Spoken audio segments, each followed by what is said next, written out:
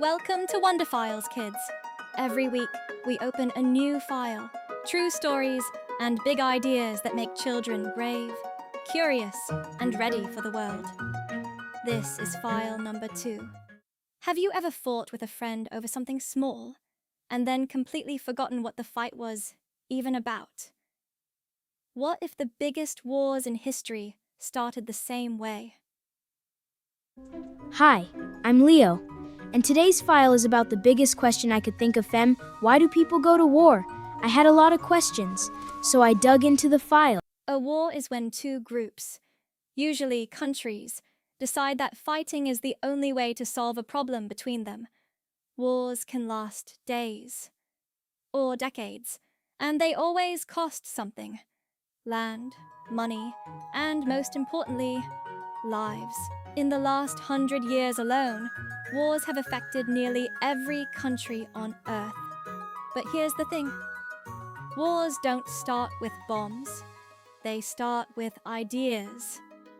Usually, 3 of them. File 1. Resources.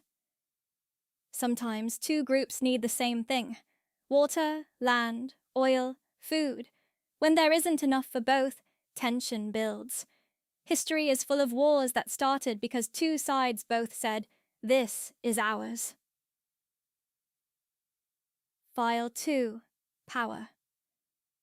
Sometimes wars happen because one group wants to be in charge of a country, a trade route, or a whole region.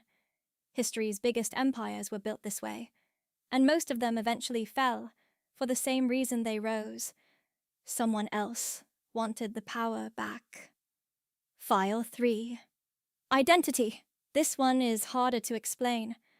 Sometimes the people fight not for land or power, but because they feel their way of life, their language, their religion, their people, is under threat. When people feel unseen or disrespected, that feeling can grow into something much bigger than one person. My mom always says when someone is really angry, there's usually something they're scared of underneath it.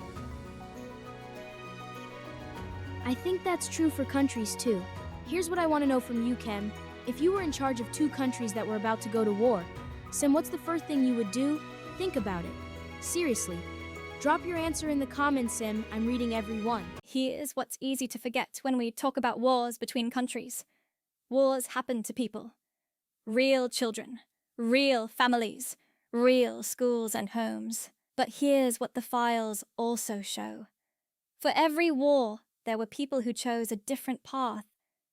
Children who became messengers of peace in their own communities. History remembers the battles, but the people who ended them, they deserve their own files too. So, is there an answer? Why do people go to war? The honest answer is it's complicated. It's almost never one reason. But I did find one thing that every single war had in common. At some point, someone stopped trying to understand the other side. They stopped listening. And when that happened, everything got harder to fix. The good news? Listening is something any of us can practice, even in the school lunch queue. File number 2. Closed. The lesson? The biggest conflicts in the world start with the smallest failure. Someone stopped trying to understand. This has been WonderFiles Kids. Every week, a new file opens. True stories, big ideas, brave kids. See you next Saturday.